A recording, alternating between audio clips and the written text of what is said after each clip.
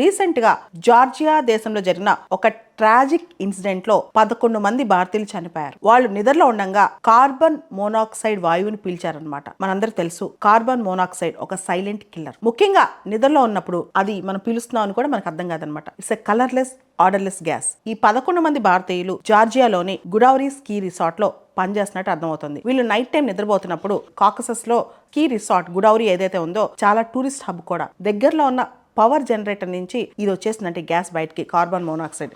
దీనివల్ల night time నిద్రలోనే వీళ్ళు చనిపోయారంట. వీళ్ళకి అర్థం కూడా కాలేదు వీళ్ళు చనిపోతున్నట్లు. జార్జియా క్యాపిటల్ తిబిలిసిలోని ఇండియన్ మిషన్ దీన్ని కన్ఫర్మ్ చేసింది కూడా, ఈ 11 మంది భారతీయులే అని చెప్పి. ఈ గుడౌరీ స్కీ రిసార్ట్ అనేది 2200 మీటర్ల ఆల్టిట్యూడ్ లో ఉంది కాకసస్ మౌంటైన్స్ దగ్గర. అయితే ఇది ఒక టూరిస్ట్ హబ్ అనమాట. ఇలాంటి టూరిస్ట్ హబ్స్ లో ఇలాంటి జరగొచ్చా ప్రాపర్ ప్రికాషన్స్ లేకుండా మొదటి క్వశ్చన్. రెండోది, జార్జియా గవర్నమెంట్ వాళ్ళ ఇంటర్నల్ అఫైర్స్ డిపార్ట్మెంట్ వాళ్ళు దీని మీద ఇన్వెస్టిగేషన్ స్టార్ట్ చేశారు. మరి ఏం తెలుతుందో చూడాలి.